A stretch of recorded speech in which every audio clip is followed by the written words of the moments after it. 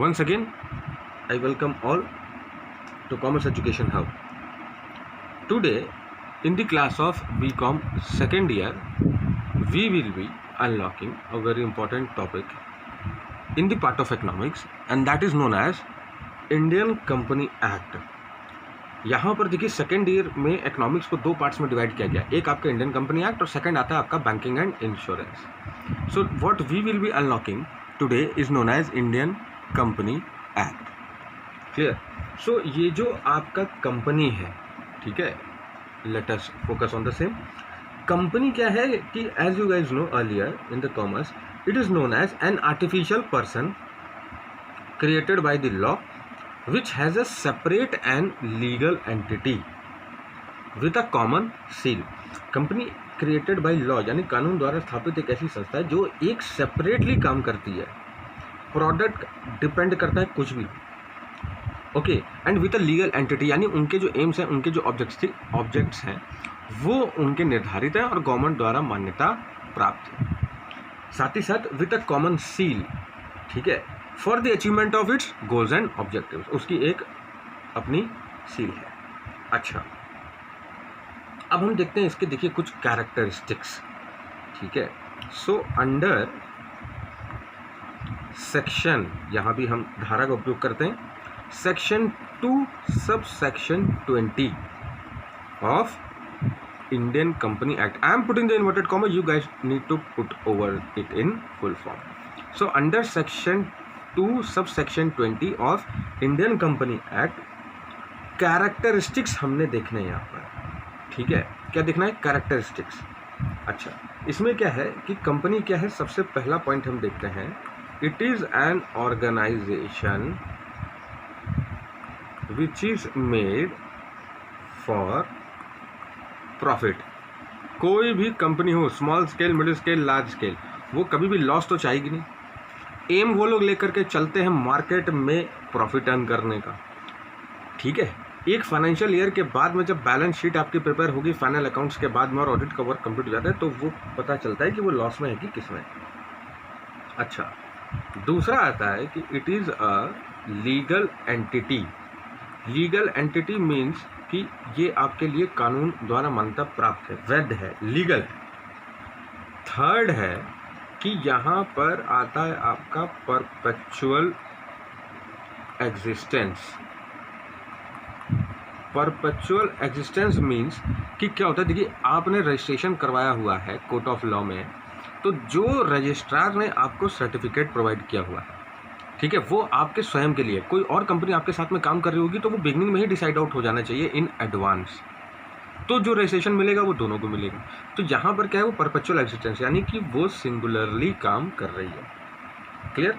अच्छा, अब हम देखते हैं यहाँ पर हमारा फोर्थ, यानी कि कॉमन सील.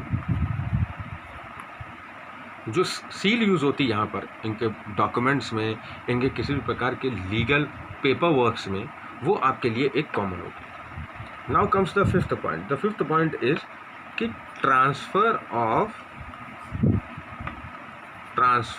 ऑफ शेयर्स, ठीक है. यहाँ पर क्या होता है, देखिए the shares can be easily transferred to the new companies. Okay, अच्छा, अब हम मूव ऑन करते हैं हमारे नेक्स्ट टॉपिक पर, जो कि है हमारा types of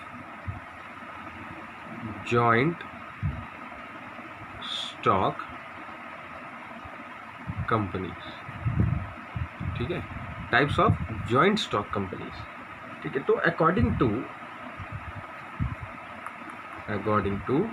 I am writing it in short form, you can make it in full. Indian company act 2013, ठीक है, इंडियन कंपनी एक्ट 2013 हमें ऐसे ही से रीड आउट करना होता है, ठीक है. By special act of parliament, joint stock companies के हमारे पास में कुछ टाइप्स हैं. तो सबसे पहला हम यहाँ पर जो टाइप दिखेंगे वो होता है आपका पब्लिक, या फिर हम इसे कहते हैं गवर्नमेंट कंपनी, ठीक है. अब मेनली देखिए जो पब्लिक या फिर जो गवर्नमेंट कंपनीज होती हैं, जो भी सरकारी उद्योग होते हैं, वो आपके रहेंगे इंडस्ट्रियल बेल्ट में, ठीक है। The word LTD means limited is used. Limited word हमेशा इन कंपनीज के नेम के आगे आपको एड ऑन मिलेगा, ठीक है। And shares are issued to members. Public और गवर्नमेंट कंपनी में shares are issued to its members as well as the customers in the market, जिन्हें हम शेयर होल्डर्स भी कहते हैं। अब दूसरा आता है देखिए आपका प्राइवेट कंपनीज। प्राइवेट कंपनीज के साथ में क्या है, लिमिट्स आर सेट हियर, ठीक है। इनके पास में जो मेंबर्स होंगे बोर्ड ऑफ डायरेक्टर्स के साथ में आपके बहुत सारे जो आपके जितने भी उत्तराधिकारी हैं, जो कंपनी के ओनरशिप से जो जुड़े हुए हैं, जो ट्रस्टीज़ हैं, जो बोर्ड ऑफ डायरेक्टर्स हैं, जो कंपनी को मैनेज कर रहे हैं हमारी, उनकी यहाँ पर एक लिमिटेशन रहती है काउंटिंग में। कितनी?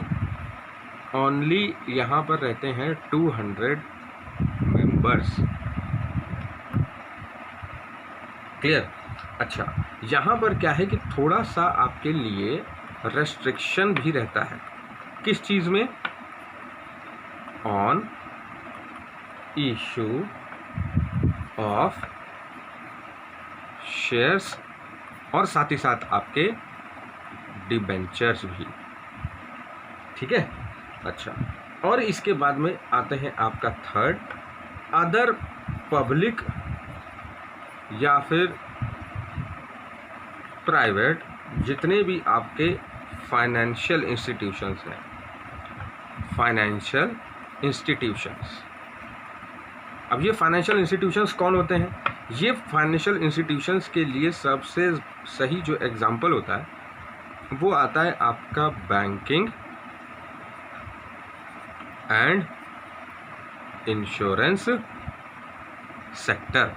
ये जो आपका बैंकिंग और इंश्योरेंस सेक्टर है, ठीक है, जितने भी प्राइवेट बैंक्स हैं, ओके, HDFC हो गया, आपका ICICI हो गया, ICICI प्रूडेंशियल लाइफ इंश्योरेंस हो गया, और आपका इंश्योरेंस सेक्टर में आप देते हैं बिरला सन लाइफ इंश्योरेंस है, और बहुत सारे मैक्सिमम आप देख सकते हैं बहुत सारी कंपनीज आज मार्केट में हैं जिनके पास में वैरायटी है इंश्योरेंस का। Fire insurance, theft insurance, marine insurance, vehicle insurance, life insurance, you know a variety of insurance has been put up by those private या फिर पब्लिक सेक्टर फाइनेंशियल इंस्टीट्यूशंस इन्हें कहा जाता है। ये फाइनेंशियल इंस्टीट्यूशंस कौन होते हैं?